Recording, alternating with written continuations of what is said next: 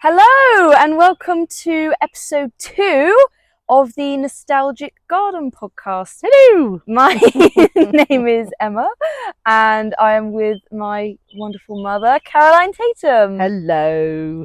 And today we are sat in our veg garden. But they kind of have to take our word for that.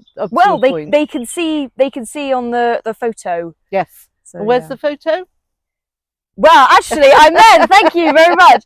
I meant actually, depending on where you are listening, on YouTube, the main image on the screen is the photo, or on Apple or Spotify podcast, it will be that particular episode image. Or if you want to see multiple images, thank you, Mum, you can sign up to our free online community creative space, which you can do so by Googling our website, which is www.carolinetatumart.co.uk, which will be in the description of this podcast. And there, if you join our free Facebook community, you can access weekly sheets where you will see multiple images of where we are sat this week. Yeah, I can currently see a beautiful male blackbird. And I'm sorry to trump your blackbird. Yes. A sparrowhawk blimey. has just swooped overhead and landed in that false acacia tree there. Oh, the yellow one, which no one else can see. Well, the little birds are flying away now because all the goldfinches are like, yes. I'm out of here. Oh, they're back. Oh, oh no! Suckers for punishment. Yeah, that's amazing. Wow. And in fact, first thing this morning, I was just about to mention. You very kindly helped me harvest. What were we harvesting? It was all sorts. Cut flowers. Yeah, so from the veg beds themselves, we harvested some delicious sweet peas, which Mum has planted. Very plentiful. I was going to say, Mum's planted tons this year. Slightly too many, I think. They were a bit disappointing last year, so I've gone a bit OTT this year. No, I don't think you can do with beautiful sweet peas. We literally get like a vase a day. I know, it's fantastic. crazy. No, it's wonderful. Anyway, so we were harvesting some beautiful sweet peas and dahlias and eating peas, mange tous. Some of the produce didn't quite make it back to the kitchen. No, a strawberry did get devoured mid-pick. You've got to sample the wares, though. I think it's very important. Definitely. Anyway, yes, thank you for mentioning that, because whilst we were harvesting on a beautiful summer's morning, which was just so picturesque. It's like the classic English summer's morning, wasn't it? It really was. Really it was beautiful. A fantastic temperature, like it is now. Very warm, but not like I'm sticky and sweaty. I'm so hot. Yeah, no exactly. humidity. It's just lovely and fresh, just but warm. Oh, I just had a gunshot. Yeah, me too. Oh, dear. Whoops. Anyway, so yes, whilst we were doing our fantastic harvesting, I was walking away to grab something from the house, and then Mum shouted, "Emma!" And I was like, "What?" And she said, "Look, red kite!" And I will include on the show notes, which you can find in the description of this podcast. It's a link to our website, couldn't think of that word, a little video of that sparrowhawk that we saw, because red kite, thank you. So many birds of prey. We've seen buzzards today. We saw 3 buzzards today, but that red kite was absolutely beautiful, because I know you have seen them super low down, because they're usually super duper duper high up in the sky here in England, and this was the lowest I've ever seen one, and it was just so beautiful to see. It was amazing. It was really amazing, really majestic. And they're moving around the country. There used to be, you never saw them here, and then really from last year, in my experience, but I've heard other people who've seen them before that, they're starting to be seen more in more places across fantastic. the UK. So they're headed our way, which is, I don't think the buzzards are particularly chuffed. No, I think they're sort of a similar level of I don't know why. I'd like to think they have similar big raptors dietary requirements, and I feel like there's some arguing that we often see them in the sky. We do. Arguing. And Milo, our chihuahua, definitely isn't sure, is he? So he's worried he'll get snatched. Yeah, I think he could do. You know, they're quite big. Think about it. They are. He's not. They don't want a fluff ball like him. There's no meat on him. There is no meat. No, he's perfectly safe. And yet again, we've veered off topic, because this podcast, really, the sort of inspiration for it was to talk about the garden and wildlife in it, and to do a different bit of the garden every time we make a podcast, which we're thinking maybe every fortnight, aren't we? Every other week. Yes, we're we sort are. of thinking where we're at with that. But we seem to be really good at getting into a topic and going down a sidetrack. Oh, I think that's what a podcast is all personally about. I love it. Because last time we made one, we sort of ended up, whichever way we turned, we ended up back talking about history, which is something I ain't knowledgeable on. But somehow it was like when you're learning to ride a bike and you're trying not to hit the post box, but the more you think about it, the more you steer back towards the post box. Yeah. That was history and me last podcast. And this podcast, it seems to be ornithology or birds, Yeah, doesn't it? But as you rightly say, though, the birds are an intrinsic part of the garden, and actually, definitely, typically, and you'll have to take my word for it, just while we were setting up and everything, and you were kindly sorting out the microphones, there was just the most lovely sound of twittering swallows. Oh, swallows. And of course, the minute we started recording, they went away. They were shy. They were. said no, not yet. So I promise you, they were here. Oh. You might feel their presence, but they've gone. Well, hopefully they'll come back. Talk about classic English summer. Yes, I know. I'm always really sad when they go. Not that they're going to do that for a while yet, but that's when they arrive, it's summer for me. When they go, it's autumn's not that far away. And when do they go, would you say? It's a really good question. I would have to look it up to be certain, but it's the end of the summer. It probably depends on the weather a bit, exactly when they leave. But that's always a sign for me that, you know, autumn is just around the corner. Yeah. So yeah, that time of year. It's amazing how seasons do vary according to the weather. Well, and you and I were saying a couple nights ago that we're very blessed to live in England, as much as it may rain. We love it, really. We love it, really. But yeah, I personally definitely enjoy living in a country where, as you said yourself, the seasons are so different. It's really nice having that variety. It is. Yeah. It is. But yeah, I guess if you live in a country where it's a bit more even, you can go away to experience different climates. True. But we're very lucky; it's sort of on our doorstep. It comes to us. Yeah, yeah. And actually, the other bird we've seen today. Yes. Sorry, I'm. You've got to get it out. I got to. Apparently, this seems to be my thing this time. We were down in the polytunnel, weren't we? We were indeed. And we'll do a podcast from there another time. And I think we'll save that for a rainy day, literally. Yeah. Because it's a great place to be in the garden when it's raining. It's quite cosy in there and snug. Makes great noises. The pitter-pattering. It's quite loud, actually. It might be too loud. We'll it might be. Test it. You might actually not hear us. You might be fighting. Which might be a good thing. I don't know. Shut up already. I came to this podcast to listen to the rain. You're getting in the way. But well, we were there this morning, and can you remember what we were harvesting in there this morning? Courgettes and cucumbers. Yes, courgettes and cucumbers. Got lovely. A great big pile of them. Yeah. It's fantastic. So it's going to be 1,001 recipes with courgettes, isn't it? So this time of year, courgette soup, you said, which was a great suggestion, and roasted courgettes and all the rest of it. Anywho, we saw a wren. We did. I think it looked to me like it had just fledged. Oh. So late in the season. Yeah. Probably a second clutch, I think. But they're so sweet, wrens, aren't they? They're lovely. Yeah, the shape of them is very unique, and they're very flighty. They are. They're not sure about things. And beautiful, loud song from such a tiny little bird. Yeah, I agree. I thought they were our smallest bird, but apparently goldcrests are smaller and not very common around where we live. But, I haven't seen. I know them because you have I have artwork painted them, called Lucky Mr. Goldcrest, I believe. They're more up in Scotland than they are down with us. But I think wren, certainly where we live, wren is our smallest bird. But small but mighty. Small but incredibly mighty. That's a great way to say it. Yeah. And always make me think about those sort of symbiotic relationship between birds and the garden and the plants in the garden.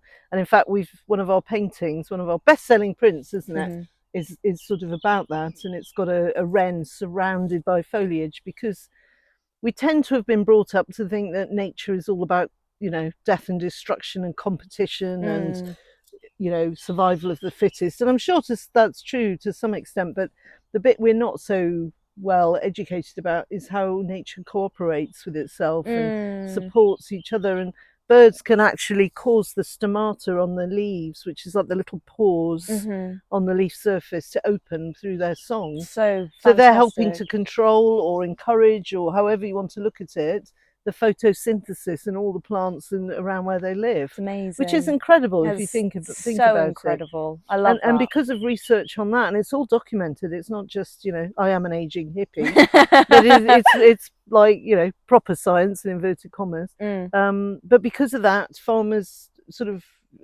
tested and experimented with playing classical music to crops. corn, right? Was it corn specifically? Same sort of frequency. Yeah. And you get a much, you know, everyone laughed at farmers doing that, like they were idiots, until their yields was sort of 3 times higher, and then everyone stopped laughing. So, you know, there's a lot more. The other example, I think, is canopy shyness. I was literally going to mention that. I was going to say, we either spoke about this on last time's podcast, or I believe we talked to the postman about it, and I can't remember which. We live such a sophisticated life. Or maybe both, knowing us. Maybe both. Shut up about canopy shyness already. No, I think it was the postman. Okay. Anyway. We've got a lovely postman. We were just saying, weren't we? Yeah. And post ladies. We do. Yeah, we do. We've got the best post people. Do. They're more like friends, aren't they? Yeah. They're great for catching up on what's going on in the village. 'Cause where we live, we're very blessed. We've sort of got the best of both worlds, because we're not actually in a village. No, we're in a hamlet. We're on the edge of a very nice village. Yeah. And we used to live previously in our previous house. We lived in a village, and I ain't knocking it, because it's very sociable and lots of people love it, but we felt a little bit sort of like we wanted a bit more privacy. And so we're very lucky where we live in a hamlet, as you say, called Gossington, which is right on the edge. It's the same parish, actually, as Slimbridge, which is a bigger village, still tiny. Yeah. But it has a village hall and a little tiny post office / shop. Yeah, and a church. And a church. And the Slimbridge WWT Wetland Centre, which is one of the biggest tourist attractions in England. So if you take that into account, I know. How blessed are we with that? Really? I mean, it's not in the fantastic. village, is it? That's about a sort of mile or so. Well, no, it's part of Slimbridge. Oh, it's totally, but it's not in. No, it's right at the geographically, end of the village. as you'd expect. It's in the wetlands, so it's on the estuary. Yeah. But yes, absolutely, it's very much the culture, part of the culture around here, and we're so blessed to have that. And someone who ended up doing a lot of paintings of birds, to have the wetlands down the road is super amazing. And also, when you guys were little, just somewhere to go. I loved it. Welly Boot Land. Oh my gosh, I'm gonna have to very quickly explain Welly Boot Land. It was just this lovely little, I don't know how to explain it, like a little play area. But it was designed really well. Actually. Still there. Yeah. That's true. I was just recalling my youth. I sound like I'm 80. Exactly. 80 going on 19, going on 80. And it was just like these lovely little man-made sort of rivery water things, and you put your welly boots on, which I don't know if you know, all our listeners, not viewers, from all around the world know what Wellington boots are. It's like rain boots. And you just splash around in the water, and they had these great little metal dividey things where the water would flow through this like little channels. path. Yes, and then you could put the barrier down and you could stop it flowing through that one, and it had this like circle, almost like, you know, the London Eye or whatever, but tiny, and it had little cups on it, and then you could spin that around and scoop up the water, and it was just really fun. I loved it. And there was a little one of those roundabout things, more traditional things like the roundabout. And I love it because in your mind it probably felt like quite a big, it did in my mind, and I've looked back since, and it's like a bucket and a piece of string. I know, I'm being very mean, because it isn't. It's beautiful and wonderful. But it's funny, I know that's such an obvious thing to say, but it is funny, isn't it, when you look back at places from your childhood and you're like, I could have sworn that place was as big as 3 football fields, and it's actually like 3 meters squared. You're like, what? It's almost, I think, that phenomenon, partly because you are physically smaller. Well, definitely. There's that obvious aspect. Yeah.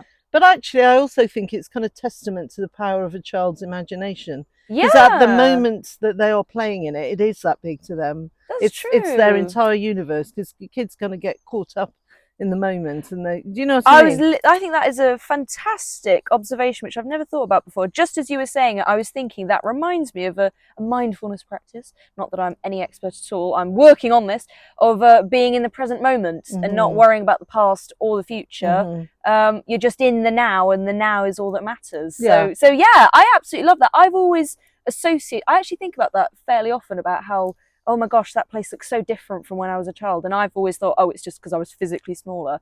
But I love that, the more sort of mindful, spiritual, you could say, aspect. Yeah. So. And it's not just about tourist attractions, is it, Slimbridge? I mean, it is a huge tourist attraction, like you say.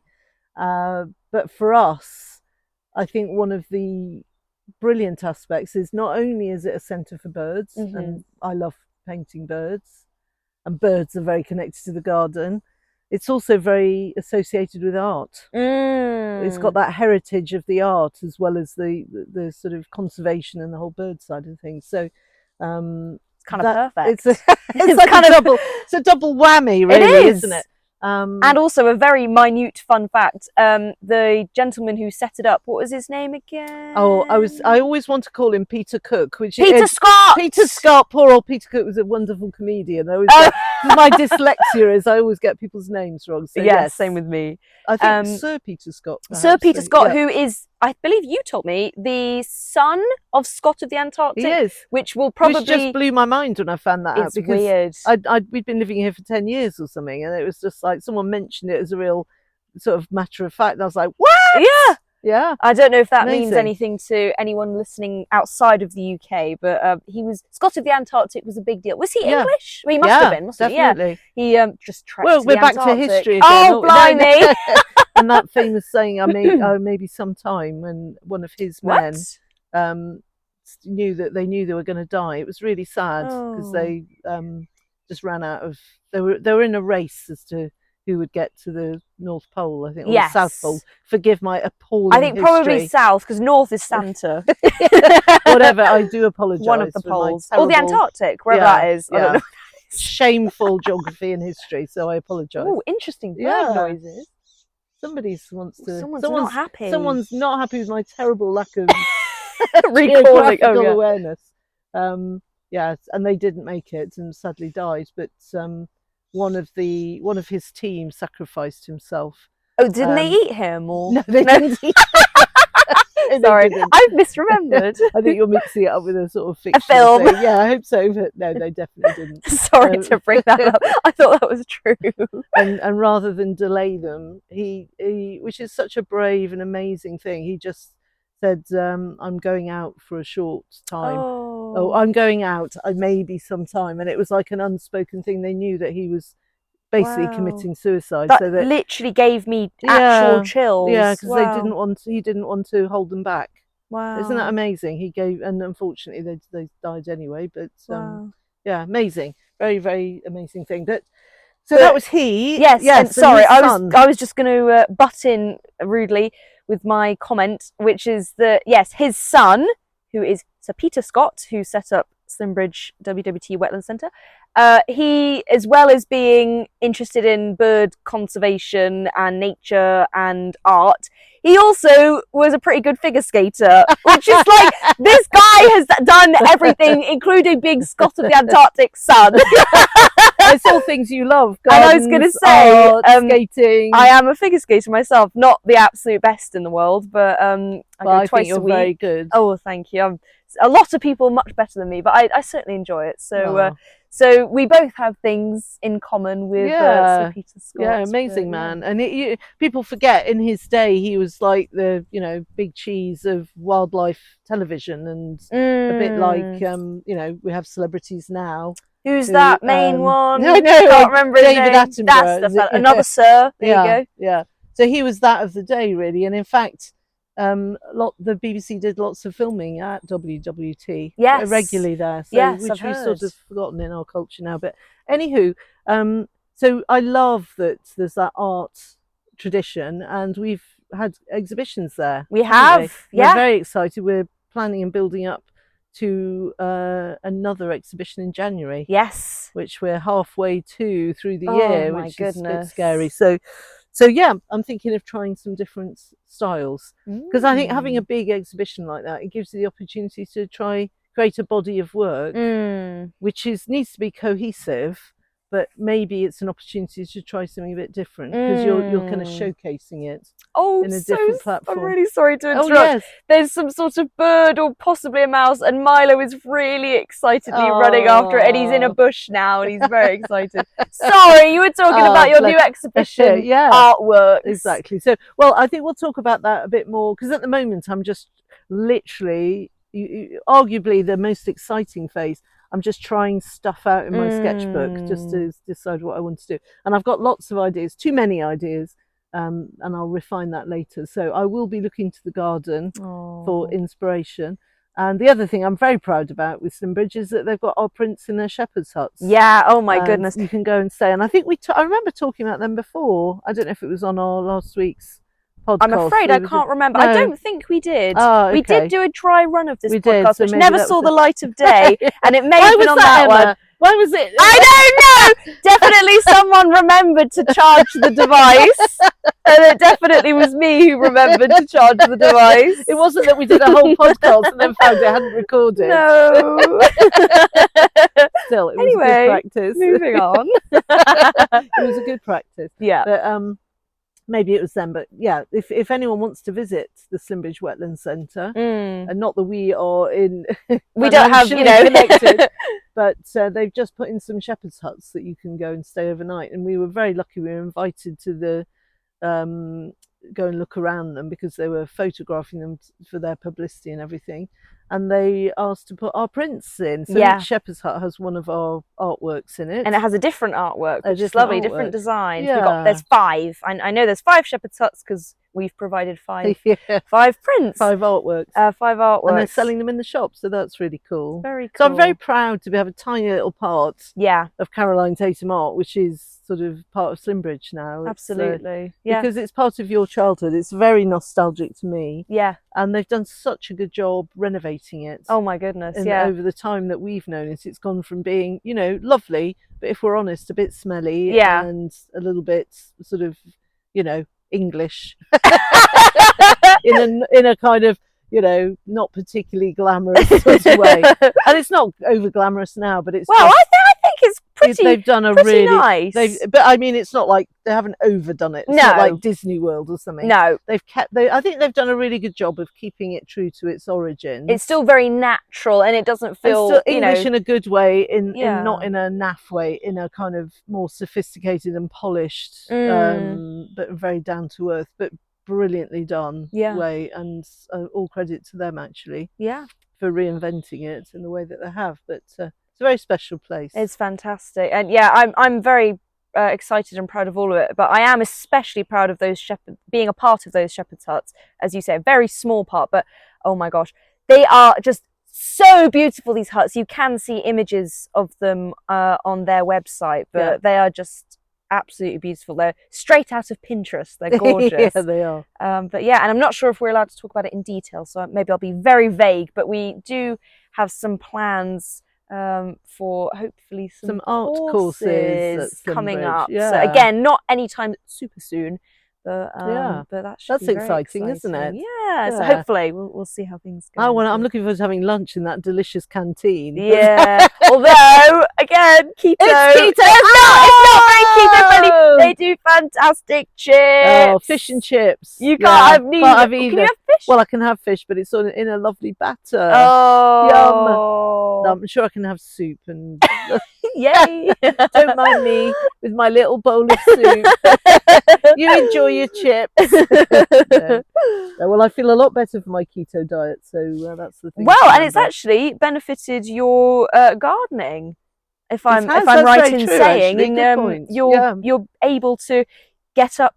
Just really silly little things like you're able to get up and off of the polytunnel. Raised beds much more easily, and you can walk to and from the polytunnel way faster. Like I said this morning when we were doing our lovely, you were pushing a really. I was going to say laden with about 5 tons of courgettes. But even so, I wasn't going at snail's pace, and I said, "Mum, slow down." Whereas before, not that I minded, but I was walking a little bit further in front. Yeah, and you've reversed it. So there you go. I just need to give you 5 tons of courgettes whenever we go anywhere, just as ballast, just to hold you back. I love it. Amazing. Another random side quest, side topic we could talk about is we've had a very exciting week this week, which we can't talk about in detail too much, as it's a super, this is Mum's favourite saying, secret squirrel. Get the squirrels out of my veg garden! Get out! Is Mum has just done a fantastic, almost A1, just a little bit smaller than A1 artwork for a publisher, which we're very excited about, which we can't talk too much in detail, but no, it is a secret squirrel mission, but it was lovely to get that commission. Yeah. And how annoying that parents always correct their children, but it's kind of nearly as wide as A1, but not as tall. So well, thank you very much. Sort of quite a lot smaller than A1 in terms of height. Yeah. Anyway, thank goodness, because it was all hand painted. Yeah.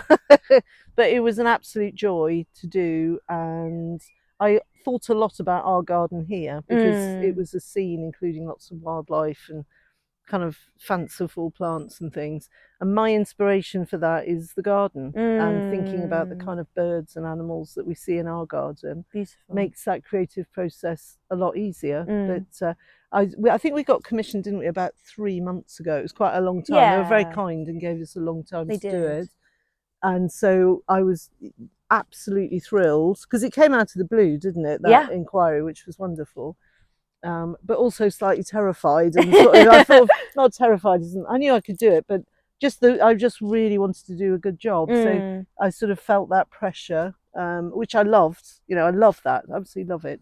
But it's also a bit of a relief when you've done it and you think, oh, I've actually done an okay job. And I genuinely am proud of it. Good. And we got the feedback saying that they're really happy with it, and they're going to make a couple minor tweaks, but they're going to show us the tweaks, which is really kind. It is. So nearer the time when we're allowed to talk about it, we'll put some information on the website. But I have to say, it's Christmas 2026. Yes, so mark your diaries.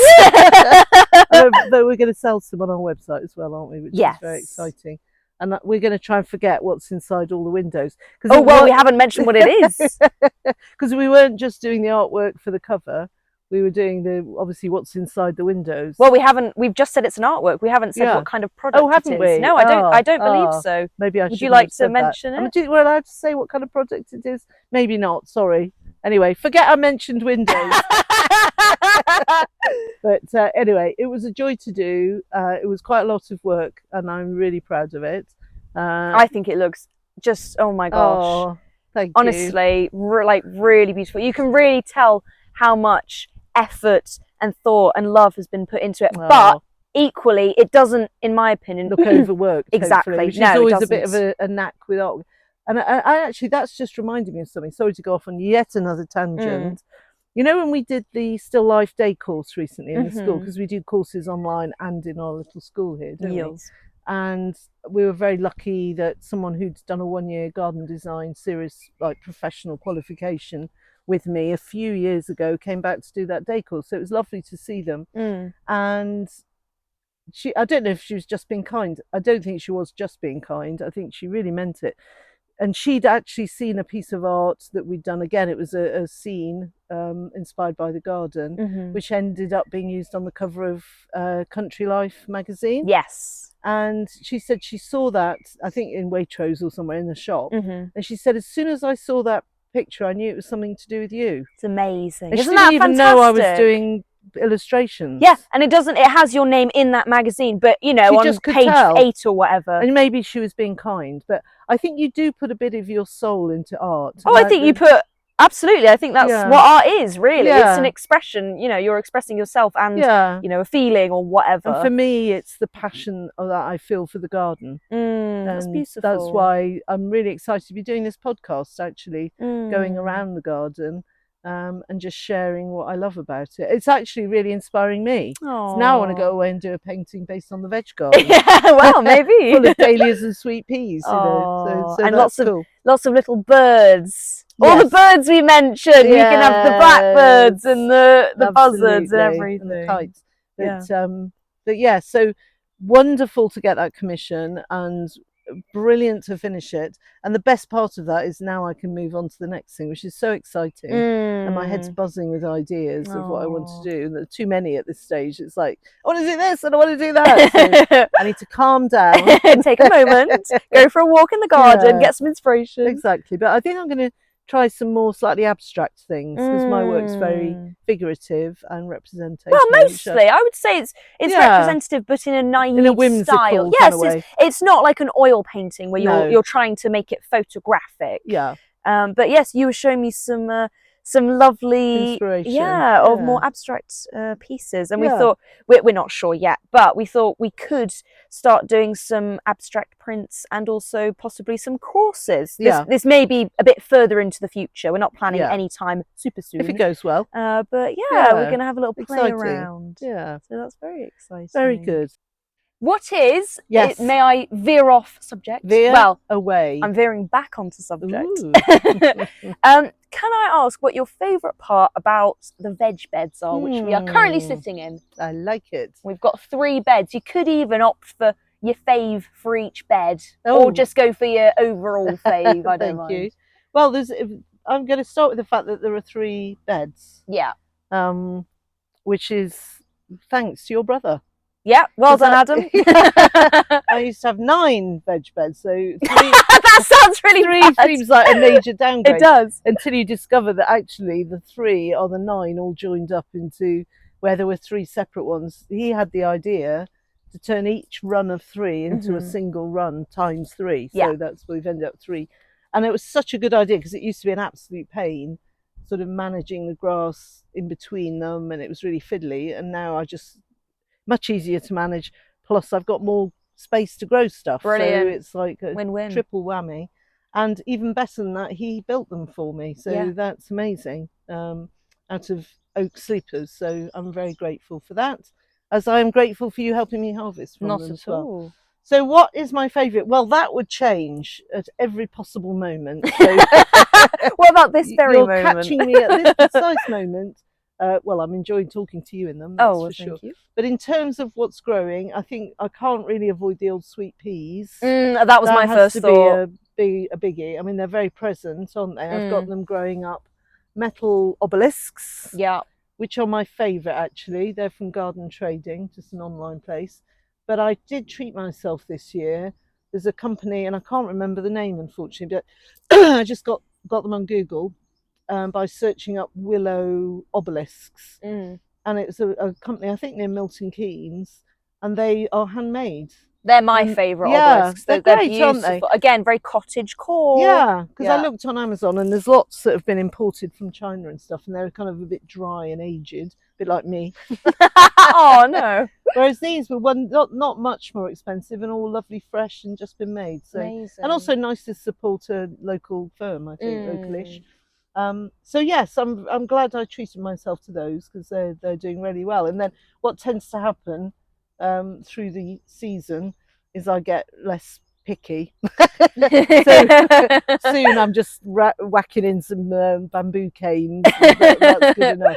It starts off all very beautiful. I think because early on in the season there isn't so much plantage, so you're much more aware of the actual beds themselves and the supports and everything. That makes sense. And by we're nearly at midsummer, aren't we? And by this sort of time in the year, there's so much going on in terms of plants. You kind of can't see beyond all the froth. If you know what I mean. So asking me what's my favourite thing? Well, definitely the sweet peas and the supports. And I'm just feeling really grateful and appreciative to have that, because the old raised beds that we had when we had 9 were absolutely embarrassingly falling apart, and they'd been in a terrible state for years, and they were literally, you could stick your finger into the wood, 90% goo and 10% wood, and so it's gone from something I'm really, really embarrassed about and are sort of apologising for, because we run the gardening school, we're always showing people around the garden. So now I go, well, come and see my veg beds. Like, would you like to see the veg beds? Yeah, you're seeing them whether you like it or not. The Amazon man comes, oh, thank you for the parcel. Would you like to see my veg beds? Poor man, he's probably terrified. So yeah, love that. At this time of year, also the dahlias are just starting to do their thing. And I treated myself to some they've overwintered really well. I think I lost one, which isn't bad for leaving them all in the ground, because you can lift the dahlias. What does that mean? So you can, the sort of traditional way to grow them is they're tubers, a bit like potatoes. Yeah. Not the same shape, but effectively does the same job. It's like a storage organ. And that's over winter the dahlias are designed to die down. And all the goodness goes back into the tuber like a potato. And then you plant it again the next year. If you're in a country that doesn't have frosts, like that kind of climate we were just discussing earlier, you can leave them in the ground all the time, because they just naturally in winter die down. You leave them in the ground and they come like a perennial, they come back the next year. But because we can get pretty chilly winters, if they drop too cold, they can usually cope with one frost. But if it's like a long, very cold, persistent frost, the tubers kind of turn into a mush. And they then, that's it. They get a bit stressed out. They can't quite cope. They get a bit mushed, and they ain't going to grow after that. So there's always a gamble. And I'm very lucky though, because I'm in the garden design business. I can buy things wholesale and sort of not so expensive. So dahlias only cost sort of 70p to me. So therefore it's not such a risk. You know, if you've bought them from a fancy catalogue and they're £5 each, that's quite an investment, and you probably want to lift them. And all you do is you just, after the first frost, you dig them up, and ideally you keep them somewhere well ventilated, because your big enemy is things going mouldy. So to help prevent that as well, good ventilation, and you can put the tubers into a very free draining sort of substrate like sand, so it's not going to hold on to moisture, because that again encourages fungal infections. So all the time you're trying to prevent them going mouldy, basically. Makes sense. And then you keep them in that frost-free environment, and then plant them out again in the spring, or after all risk of frost has gone. Or you can do, one of the reasons I've got dahlias now, which is a little bit early if we're honest, and that's kind of me flexing for any of the gardeners listening. Oh yes, we've got so many dahlias now, it's not even midsummer. It's because we started them off in the polytunnel. So you just pot them up. Now I didn't save my dahlias, I bought some more because I was so excited about my new raised beds. So I've potted them up in about February. And then put them in because they're going to be okay temperature wise in the polytunnel, and they're going to be well irrigated. And that way they get off to an earlier start. So we always say time is about 6 weeks ahead in the polytunnel, don't we? And then once the risk of frost has gone outside, then we can plant them out. And I was a bit cheeky, and I did it a little bit early. Same with putting out the sweet peas, although they are hardy. I don't like to put them out too early, but this year I was a bit overexcited. If I'm honest, most years I'm but I was especially overexcited because of the new beds. And thankfully we didn't have a cheeky late frost, which we can do. We had one of those last year. And it's so sad because everything's just started to get going, and you're getting all excited, and then one night of frost, and so we didn't have that this year, so I was lucky because you gambled. I did. It was all once good. The gamble paid off. It doesn't always. So that's why I can sit here and say, oh yes, my multitude of dahlias are my favourite. But so that I'm very pleased with the broad beans actually as well. They can very easily get black fly. And this year, so far, we haven't. Brilliant. We nearly picked some, didn't we, this morning? They're just on the verge. We thought we'd just leave them a little bit longer, but I shall be feasting on that. I'm going to make a quiche with those in. I'm really looking forward to that. I love that you've planned I know. And with your quiche, are you going to have a vase of sweet peas and dahlias just for the aroma? Absolutely. I love it. I'm looking forward to making a meal that's entirely made of just things out of the veg beds. That's which amazing. is really nice. Now I'm on a keto diet. That's a lot easier. Although I can't have potatoes, which is an absolute pain. I love my potatoes, but I can definitely have a lot of things that are growing here. I actually shouldn't really have even broad beans and peas. Wow, you've got to draw the line somewhere. That's my treat. Yes, and bananas. Am I right in saying? Yeah, I had a banana last night. Oh dear, I know. Mother! I'm feeling so guilty about my bananas. But they've been lovely. It really was. So, brilliant. Just watching the goldfinches. Back to birds. It's definitely this week's topic, isn't it? History and birds. History last time. Yes. I can see them. They look really good in that yellow leaf tree, don't they? It sort of matches their general vibe. Like a lovely little yellow And planet. optimistic and summery. Yeah. Yeah. Maybe that's why they love it so much. So, thank you for sharing your favourite. How about veg you? beds. What's your favourite? Oh, well, I'm afraid, unfortunately, very similar to you, which is not very exciting to listen to. Definitely the sweet peas and the dahlias come to mind first. Yeah. Can I point to you? What is that white umbelliferous? Very good. Umbelliferous is perfect. Plant. That is always a perennial favourite. That is Valeriana officinalis. That's it. I think we mentioned this one last episode. Oh God, we're so repetitive. Well, I did say it was one of my favourites last episode. There you go. So there you go. Yeah, this is a really good one. I do love that white, again, cottage core, kind very of cow parsley. Exactly, very cow parsley-esque. It's just very romantic and just beautiful and natural and meadowy, and I just love it. It makes me think of summer and just makes me very happy and excited. Nice. I do also like the nasturtiums. Do you? Because they've got a nice pop of colour. Yeah. They're very, very orange. They're very. I was eating them in my salad today. Oh, very yummy as well. So. Nick Milo's putting in an appearance. Oh! Speaking of colourful orange things. That's true. He is all. Milo being our chihuahua, I think we should explain. Yes, we did mention him last episode. Oh, and he's going to star every episode, I think. He certainly is. Yeah, he likes to keep his eye on us, doesn't he? He's got a habit of sort of constantly turning up where we are and then saying, "Stop following me!" He does. But actually, he's the one that sort of always pops up and usually is walking right where you're going to put your feet. So you nearly trip over him. And then you have to apologise. And then he gets all offended. And then you have to give him fuss and love and preferably beef strips, his favourite treat. You do. But he so far is respecting the rule of not going in the veg beds. Is he? Because he didn't before. I know. Interesting. Yeah. Why do you think that is? I don't know. I'd like to think he's finally decided to be obedient, but we all know that's ridiculous. I think I know why. Just a bit too high up. Too high up? They're taller now. I think they're a bit taller. Yes, I think you're right. Yeah, being lazy. Right.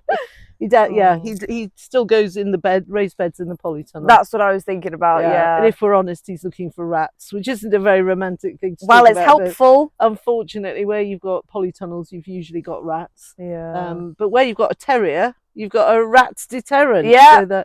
And he's not really a terrier, but he thinks he is. He thinks he is. His sister's a half terrier, so he thinks he's one of them. Yeah, he does. He does. So yeah, but I am absolutely so grateful for this vegetable garden, and we've already picked some flowers to give as a gift. We went to visit our friend Dave, didn't we? Was that yesterday? That was yesterday. Blimey, that feels ages ago. I know. And he's not feeling 100%, so it was very nice. So we made him some lunch, didn't we? Well, you did. And we took him some flowers from the garden, and there's something deeply pleasing about giving someone flowers and then just sort of adding in a throwaway way. Oh yes, I grew them myself. Of course, it's all about you. It's not about me, kind of way. And, I absolutely love doing that. Oh, and the other person we had some flowers for this week was Granny. Oh, Granny, was it? Because Dad went to visit Granny on Father's Day. That sparrowhawk's just flown off. Oh, I missed it again. Honestly, I'm not making it up, I promise. Last episode we had the same thing as well. I can't remember what, but it might have been a sparrowhawk. And I just said, I can't see it, but I'll believe you. I think maybe it was a buzzard. Anyway, sorry. Dad went to visit Granny on Father's Day. And it was lovely because he took her some of our sweet peas. And we were saying, because we're all about nostalgia, aren't we, in this podcast? I can remember when Adam was born, your brother, so my firstborn, and I was very proud of myself. And Granny bought armfuls of sweet peas with her, and that was her first cutting of the year, first sweet peas. So yeah, there's a nice connection there. And Granny's got dementia, hasn't she? So her memories, unfortunately, have sort of gone. But they say that scent is a great way of rebooting memories. They do, yeah. I'm hoping that the scent of the sweet peas, which is so particular and so identifiable, maybe that brought back some memories for her. I'd like to think so. Anyway. Especially because it was also my brother's birthday this week. That's right. So so maybe that brought back some memories of 22 years ago. Yes. So yeah. Yeah, so the nice thing about having the raised beds here is they're much closer to the house. And the polytunnel is just such a gift because it's so productive and it's a nice big space and can literally grow almost anything in there. Although actually, funnily enough, not really sweet peas. Anything in the legume family, so that's the peas and the beans, whether they're decorative peas or edible peas. They don't seem to appreciate the humidity in there. Interesting. And I don't know if that's the thing, but I've just learnt that through experiences. So things like French climbing beans or French dwarf beans or runner beans, any of the beans. Any bean. Mr. Bean. Mr. Bean. Mr. Bean doesn't really enjoy the polytunnel. Well, who knows? But, they don't seem to like humidity and they just really don't do very well, which is interesting. And that's why I'm growing those in the raised beds. So having these raised beds are a joy because they're closer to the house. Because the polytunnel is great, but it's a bit of a schlep down there. It's just to go and pick a bit of salad. If it's lunchtime and you just want a little something, it's like, I don't want to go down That's there. why in the raised beds here by the house, I've got things like onions and garlic and herbs. Oh, well planned. Lettuce. It's the kind of stuff that you just want to grab a handful of and not have to make it a massive deal. So that's the other thing I love about the raised beds, the convenience. And yeah, they're very beautiful. They're gorgeous because when we were harvesting this morning, we just walked through this little walkway. And then we saw the raised beds, and it was just, as we mentioned, it was just a beautiful sunny day. It was blue skies, no clouds, nice and warm, sun beating down, and just these veg beds just full of life and growth and flowers and greenery. And I was even saying that one of the veg beds on the far left, I remember it had a lot of soil on show, even, 3 weeks ago or something. And since then, it's just grown so much that it's just all green everywhere you can see, and it's just amazing. And there's so many colours. We've got blue flowers and purple, and there's this one particular iris which is just gorgeous. It's just this beautiful blue, I think, with purple, and it's just so colourful and so joyful and full.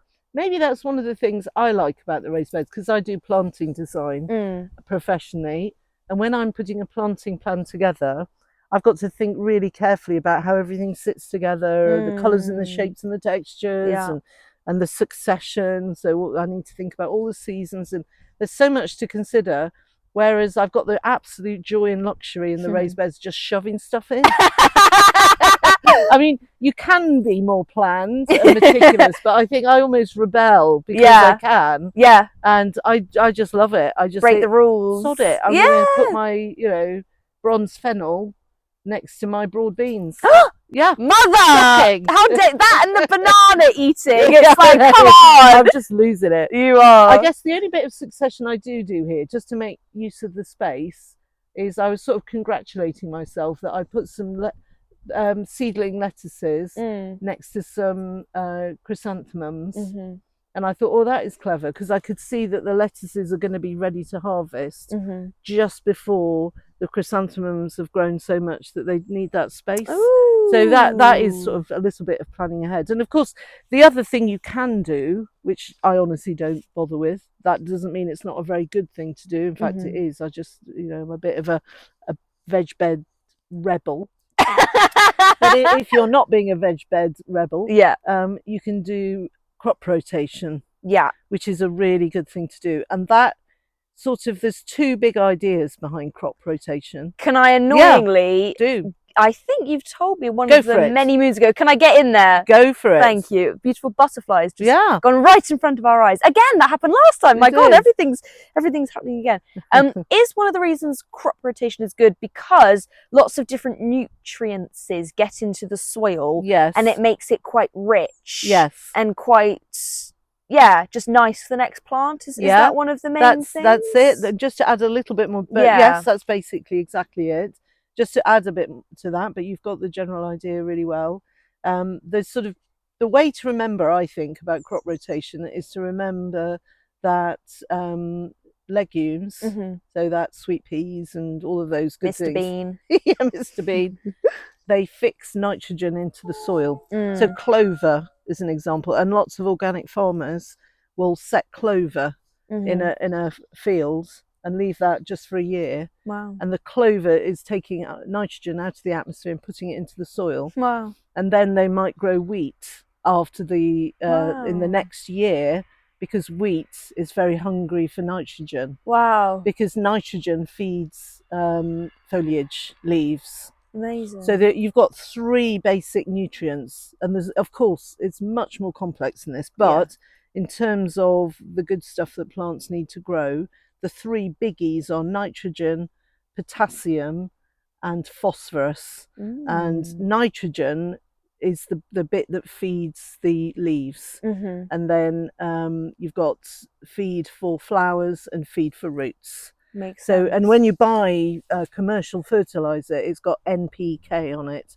which is nitrogen, phosphorus, and potassium. And there'll always be a ratio. So, and they're always in that order. So if it says 10 and then like a colon, yes, and then 5, that's rich in nitrogen, if that makes sense. So it gives you the proportion of the fertilizer. Wow. Anyway, so all of that slightly perhaps boring stuff is underpinning crop rotation. So if let's say I've got 3 raised beds, which I have. There you go. If in the first year, in the first bed, I grow lots of legumes, and then when I cut them down, I don't yank the roots out and everything, because the roots of the legumes have little sort of sacs on them, little nodes, and that's where all the nitrogen is. So ideally you cut the plant off at the ground level, and let the roots break down in the soil, and that retains all the nitrogen in the soil.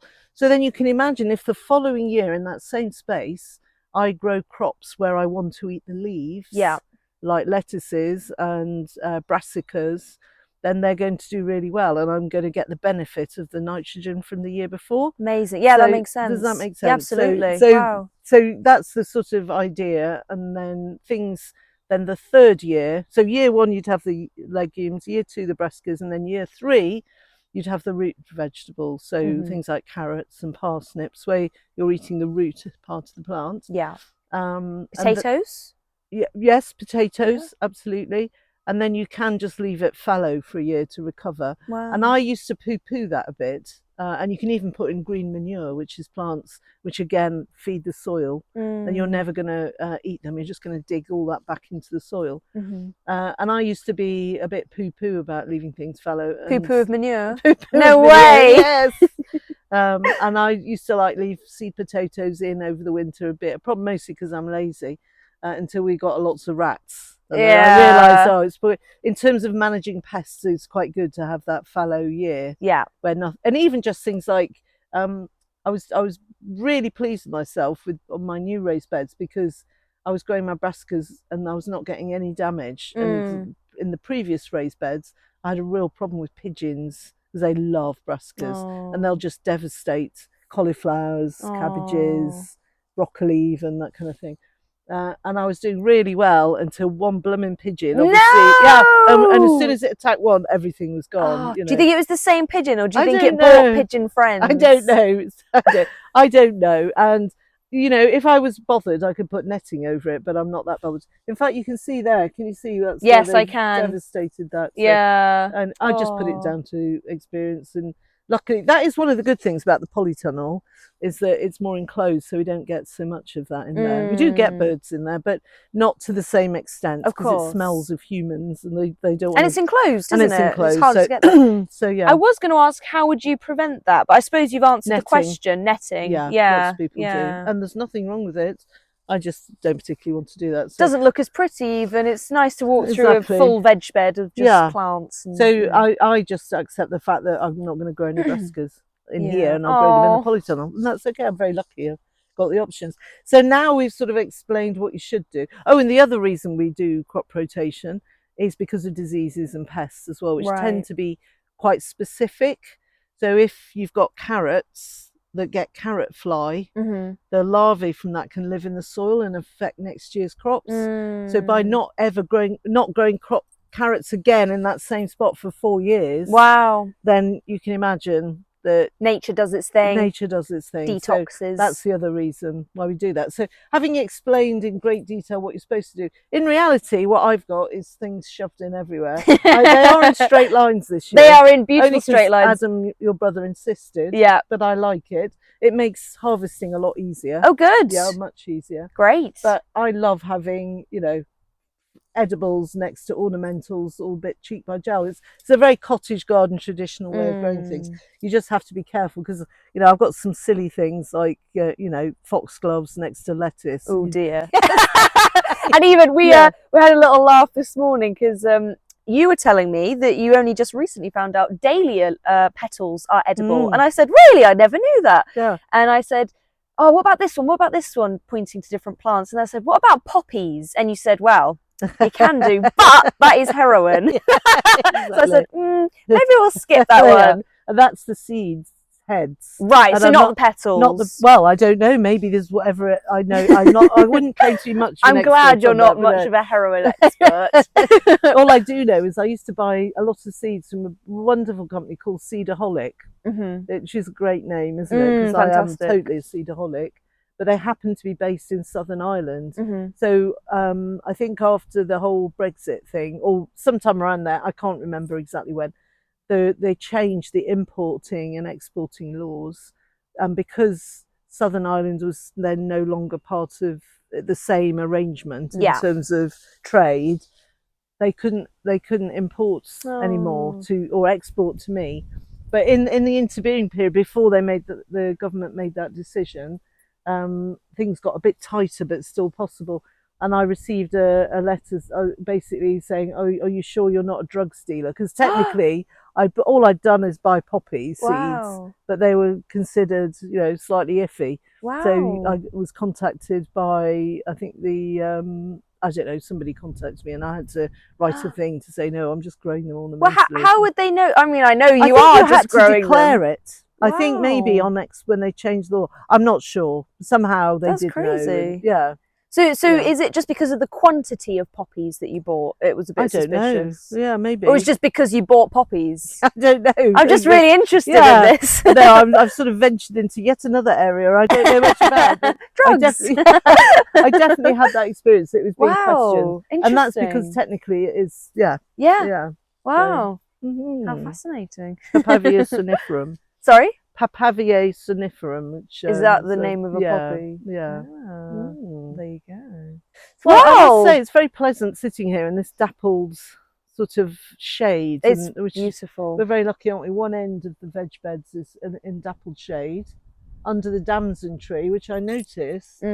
I just walked under it this morning. Is starting to give get damsons. Fruit. Yeah. Oh. So before we know it, and that always feels like, oh no, something's coming to an end when that happens. Oh, I think of that as midsummer. Oh, like, you get it more than I do, but in my terrible memory, no, I know what you mean midsummer. actually. But the peaches are nearly ready to be harvested, so that's always a sign that that is summer as well. Actually, peaches. Definitely. Whenever I think of damsons, I think of two things: damsels in distress, and my blimmin' dyslexia. I'm like, I can't remember which one it is. And the other thing is, I just think of the big all squashed on the floor because they often are. There's so many, isn't there? We never get them all. Yeah, but we make jam with them some years. Yeah, Dad likes them. Dad loves them. Yeah, and they make such a lovely jam because it's really somehow really intense in terms of colour, and when you spread it on your toast. Not that I'll be doing that on my blooming keto diet. Well, I say that I've got some keto breads which I've ordered from a company online. Does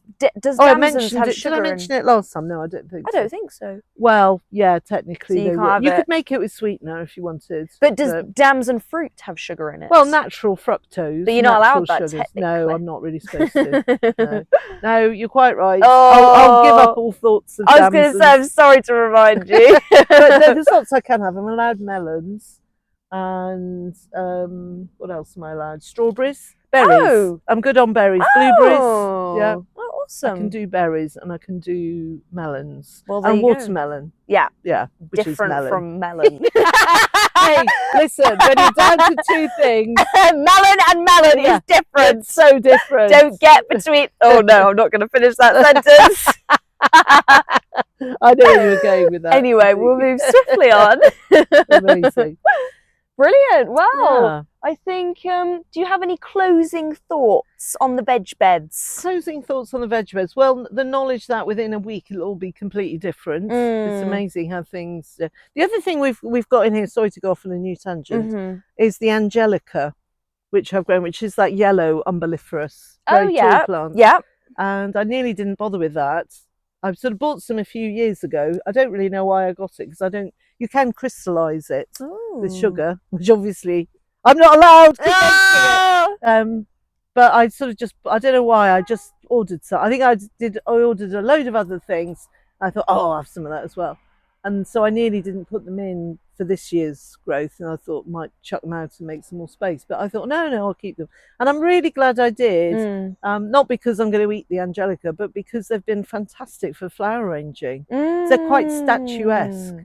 And I picked armfuls of them last week, didn't I? And we had them in the hall in two massive. And they were like on a table. Yeah. They were like nearly touching the ceiling. They're beautiful. And lasted really well. Oh, lasted good. for a week. So I will definitely keep them. So Angelica for flower arranging. It's yellow, which isn't everyone's idea of a good time. Your least favourite colour in flower. But it's a kind of nice chartreusey green yellow. It's not like a hard yellow. And also because I love purples and pinks so much, it's a really good foil to those colours. It kind of that's a good word. Yeah, bit of contrast. So that's cool. So anyway, yes, I just thought I'd give an honourable mention to the Angelica. It's got to be done. It's been doing a good job. Brilliant. But now I think that's it. I think it'll all be different. I'm sure we'll come back here in a few weeks' time, particularly in the autumn, because obviously that's big harvest time. And I've got lots of seedlings in at the moment, which aren't particularly noticeable. I mean, by the autumn, the dahlias will be insane. Yeah. And things which are looking quite small and insignificant at the moment, like the chrysanthemums, for instance, will be huge and producing lots of flowers, and they'll be the stars of the show by then. So there is a bit of succession here, isn't there? Having said there wasn't much. But this time of year, I feel like is the golden time. It is. Yeah, it is. Yeah. Well, may I ask a question before we go? Of course. When we were talking about, was it crop rotation? Yes. Which I found very informative. I found that very interesting. Really interesting to learn. It's amazing how much you have to plan in advance. If you or not. I know you don't have to, but you could choose to. Definitely. Plan a whole year. And the in reality advance. is you'll It's get amazing. better crops if you do. Yes, exactly. So it makes perfect sense. Yeah. Yeah. But anyway, I found that very interesting. So bit of an odd question. So that's crop rotation. Yes. I have asked you this before, and I know it a little bit, but not fully. I know this is quite different. What is crop circles? Oh, crop circles. Isn't that like a kind of spiritual thing? Well, I think the short answer to that is nobody knows. That's what I thought the answer was. It's a mystical thing. Yeah. I think there's a range of answers to that. Some people think they're like extraterrestrials that come here and create these patterns that have a sort of hidden meaning to them. I'm not very knowledgeable on any of this, I would say. But, I definitely think symbols can be sort of significant spiritually and, culturally, definitely. And then there are some people that think it's just farmers going out with a piece of cardboard flattening the, but if it is that, they're blooming precise, but maybe there are, artists do that in the snow, and there are ways of using string to just marking out a garden when I'm doing garden design. If you've got a big circular lawn, it seems like a tricky thing to get a perfect circle in the garden. All you do is get a length of string equivalent to the radius of the circle, put a big old pole in the middle, and use that like a compass to draw a circle. So I think incredible. I'd like to believe that they are something special. Yeah, me too. There is something spiritual there, or extraterrestrial, or whatever. Angelic. Yeah, but I don't know. So what kind of, sorry, I know this is really off topic, but I don't fully understand crop circles, and I think maybe that's kind of the point. Yeah. But what kind of shapes do they make, or is it all different types of shapes? Just have a look online, I think. Just Google crop circles. But I definitely am no expert, but some of the patterns are very beautiful, and they tend to be geometric and quite circle based. Oh, okay, there you go. Hence the name, but not just one circle. There'll be a series of circles making a pattern. And I watched a video actually about them fairly recently, and allegedly they appear really quickly as well. That's the other reason they feel that they're not made by human beings necessarily. It is that, you know, they sort of appear within hours. These quite intricate, Whoa. complicated patterns. But I don't know. Yeah. I'd like to know more about that myself, actually. Nice. Well, So- sorry to ask you a No, question it's okay. on that topic. Yeah. Brilliant. Amazing. Well, I will say thank you very much, You're Mother, more than welcome. for joining me today. Always nice to chat to you. Yes, likewise. Thank you. And thank you so much to our listeners. And I got that right, didn't say viewers. And yeah, I would just ask our fantastic listeners, if you enjoyed this episode, to please very kindly, wherever you're listening, rate or review or give it a like or all that good stuff. And follow us or whatever, you know, whatever platform you're on. And what platforms are we on? Well, I think we're going to grow our platforms, but we are currently on not Instagram, that is not true, YouTube, Spotify podcasts, Apple podcasts, and we're going to branch out into some new ones as well. Exciting. So yeah, fantastic. Nice. Well, thank you for joining me. Thank you for setting it up and organising Not it. at all. So we'll have to have a little ponder About where we're going next. I would like to think maybe the lake. Well, we call it the lake. It's a pond, really. Stew Pond. Yeah. The big pond. Yeah. Isn't it? That'd be a Maybe good down one. there. Yeah. Would you be up for that? Yeah, that sounds good. What Yeah. is a slight shame is we've missed the beautiful spring season in there when they've got the bluebells. Yes, the bluebells. But we can go back. We can certainly go back, and it's Yeah. nice because it's obviously very a lot of foliage. Yeah. So it's Very quite green and lush. very green and lush, and it's got like a nice canopy.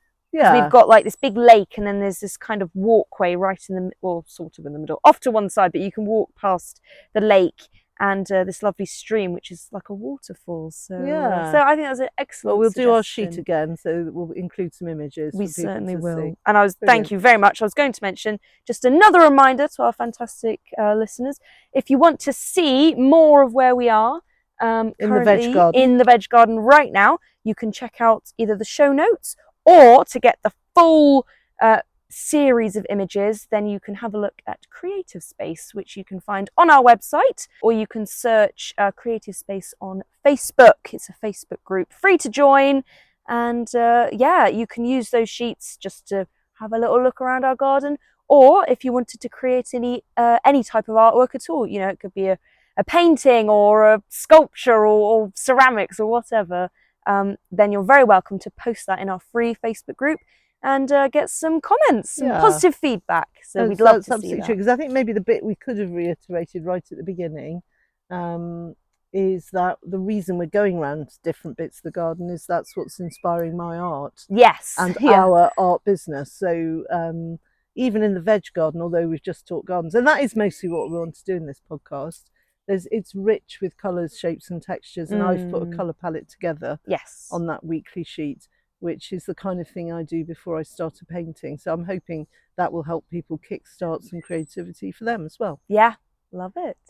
Fantastic. Great. Well, thank you very much. Until next time. We will say bye-bye. Bye from the veg garden. Yum, yum, yum.